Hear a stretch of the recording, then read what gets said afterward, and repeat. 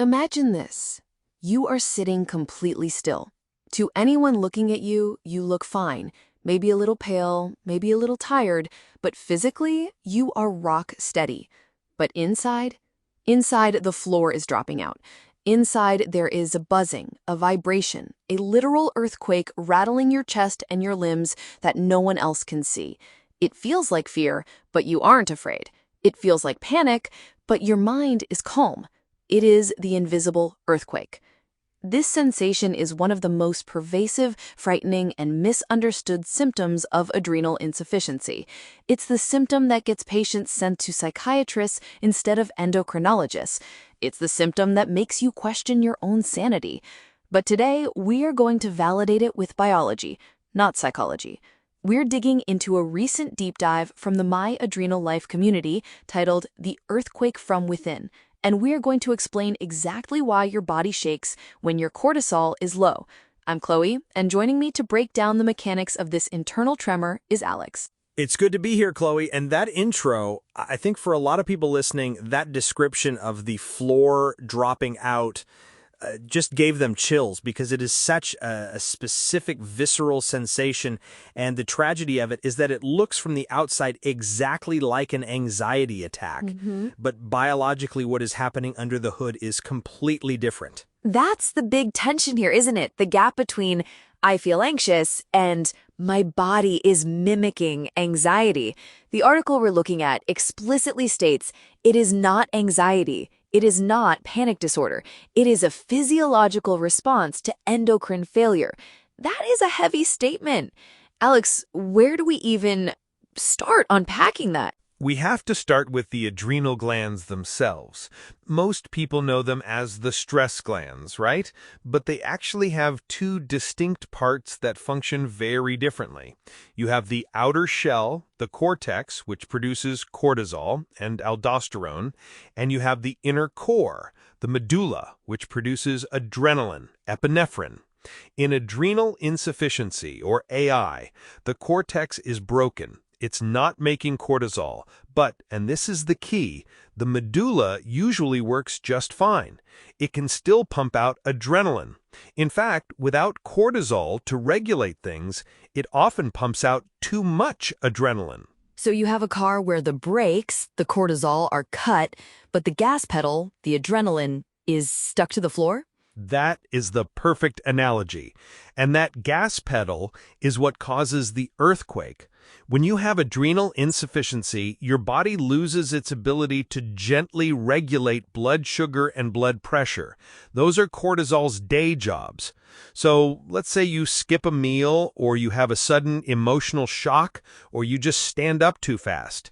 In a healthy person, cortisol would gently nudge your liver to release some glucose or tighten your blood vessels slightly. But you don't have cortisol. Right, the tank is empty. Exactly. So the body panics. It senses a survival threat. Oh no, blood pressure is dropping or sugar is crashing, and it smashes the emergency glass. It dumps a massive load of adrenaline into your system to keep you alive. That adrenaline hits your heart, your nerves, your muscles. It causes that buzzing, vibrating sensation. It's not that you're emotionally anxious about a meeting. It's that your body is chemically screaming because it's trying to compensate for the missing cortisol. I want to drill down on the sugar aspect you just mentioned. The article lists unstable glucose supply to the brain as a major trigger for this earthquake. I think many people associate low sugar with just feeling hungry or maybe a little weak. But this sounds more violent than that. It is violent, and it's because of the brain's dependency on fuel. Your brain is a glucose hog. It needs a steady stream. Cortisol is a glucocorticoid. The name literally means glucose cortex steroid. Its job is to ensure glucose is available via gluconeogenesis, which is creating sugar in the liver. When cortisol is low, you lose that steady supply line. The brain senses the drop in fuel almost immediately, and the brain does not take chances. It signals the release of adrenaline and norepinephrine to rapidly mobilize whatever energy is left. So the shaking isn't the low sugar itself, it's the adrenaline response to the low sugar. Precisely. The shaking is the side effect of the rescue mission. That internal vibration, that buzzing under the skin the text describes, that is your sympathetic nervous system firing at maximum capacity. It's trying to liberate stored energy to keep your brain online. If you check your blood sugar during one of these earthquakes, you might see it's 50 or 60 milligrams per deciliter, which is low, or it might be dropping rapidly from 100 to 70. It's the rate of the drop that often triggers the alarm. Which explains why the text says this can happen even if you aren't technically in a full-blown crisis yet. It's a warning shot. It is the earliest warning shot, and this is why it's so dangerous when doctors dismiss it as anxiety. If a doctor gives you a Xanax for this shaking, it does nothing to fix the hypoglycemia or the hypotension. You might feel calmer emotionally, but your brain is still starving for fuel. You're masking the smoke alarm while the fire is actually burning in the kitchen. Let's talk about the blood pressure component, because the article mentions autonomic nervous system dysregulation. That sounds incredibly technical, but I feel like it plays a huge role in that sensation of the floor dropping out. It does, and this is where we get into the physics of blood flow.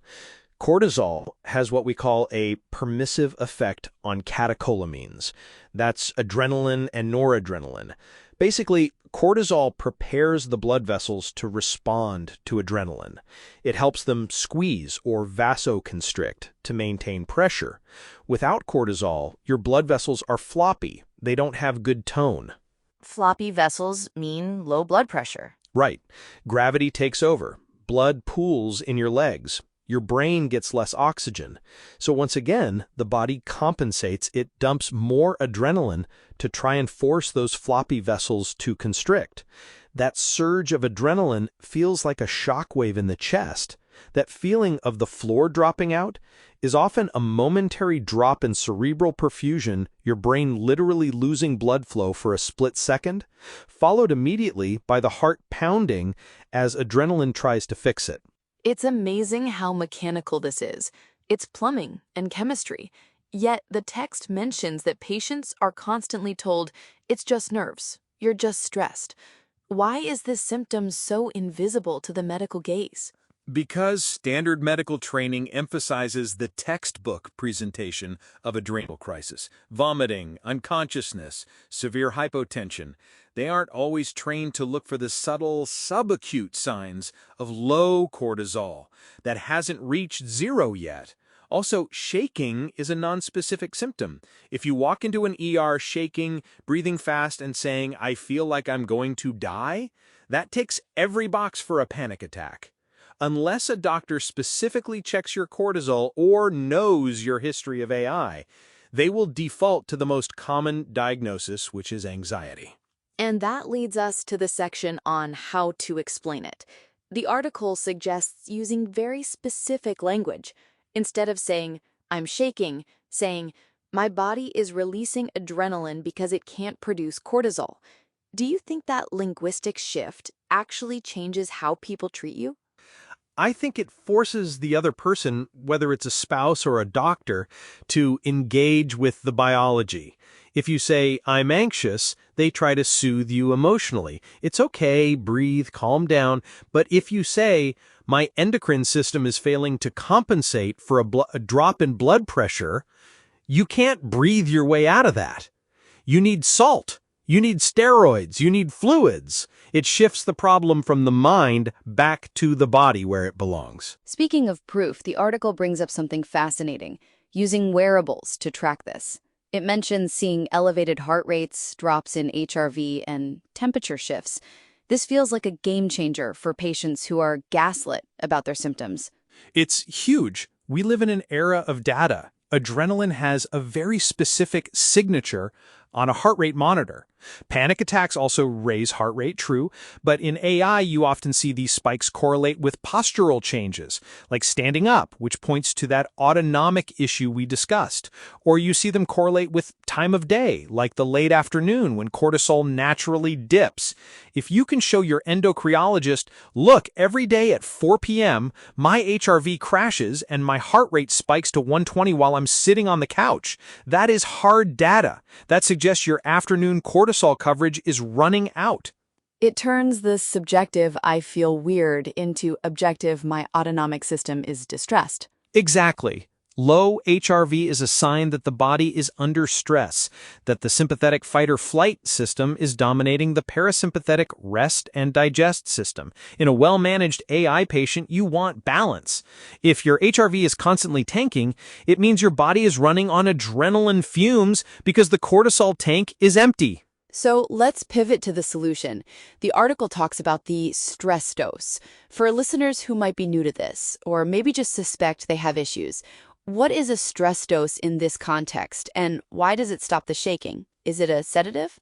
No, and that's a great distinction. It's not a sedative. It works by telling the adrenal medulla to stand down.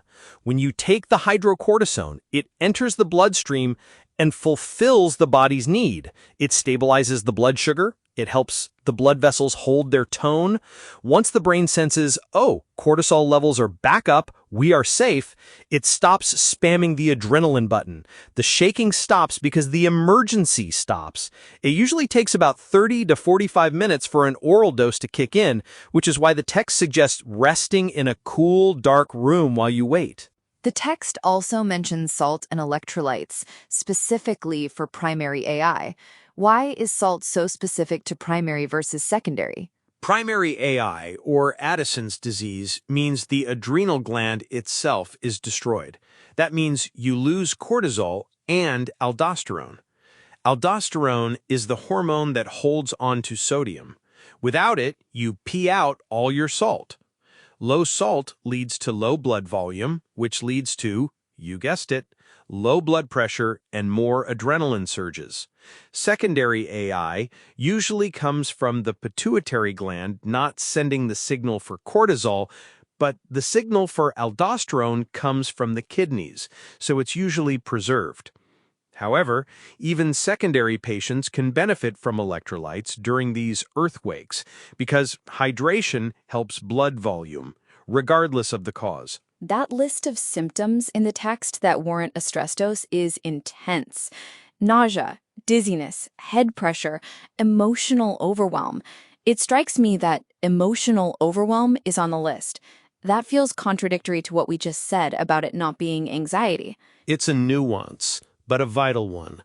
The cause isn't emotional, but the symptom can include emotional fragility.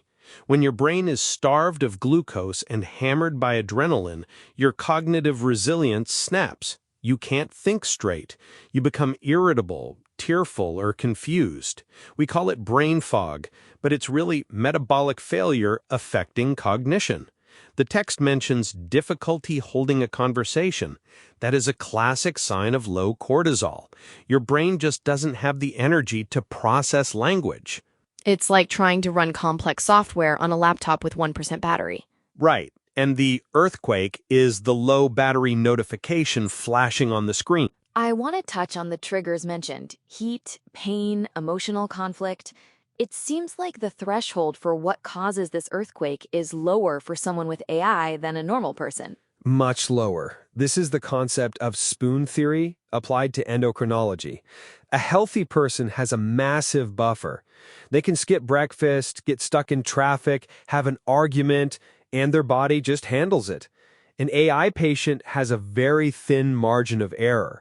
If their cortisol coverage is dipping, say it's been 5 hours since their last pill, and then they get hot or then they get stressed, the earthquake hits immediately. The body has no reserves. The article mentions recovery from past stressors as a trigger. So you might feel the earthquake after the stressful event is over? Yes, this is the crash. You might power through the stressful meeting on pure adrenaline because, remember, you can still make adrenaline. But once the adrenaline wears off, if there's no cortisol to back it up and sustain the system, you crash hard. That's when the shaking starts.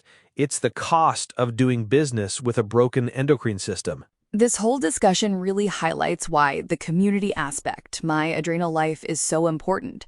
If you go through this alone, you think you're losing your mind. But when you read quotes like, "My hands aren't shaking, but my insides are," you realize, oh, there is a name for this. Validation is a form of medicine. When you understand that the buzzing is physiological, you stop blaming yourself. You stop trying to meditate the shaking away, and you start treating it medically, with hydration, glucose, and steroids. You become a better advocate for your own body. You can walk into an ER and say, "I am not having a panic attack. I am having an adrenal low, and here is the protocol I need." And that advocacy piece is crucial. The text ends with a call to respect it, track it, respond early. It frames the earthquake not just as a symptom to suffer through, but as a useful, albeit unpleasant, warning system. It's the body saying, "I cannot meet the current demand." If you listen to that whisper, or in this case, that earthquake, you can prevent the full-blown crisis. You can prevent the ambulance ride. But you have to know the language your body is speaking. Alex, this has been such an illuminating look at something that is invisible to so many, but debilitating to those who live it. It really changes how we think about stress and anxiety when we look at it through the lens of hormones. It really does. It's a reminder that our feelings, even feelings of fear and trembling, are often rooted in the chemistry of survival. We'll leave it there for today. If you know someone navigating adrenal insufficiency, or if this episode rang a bell for your own symptoms, please send this their way. It might be the explanation they've been searching for.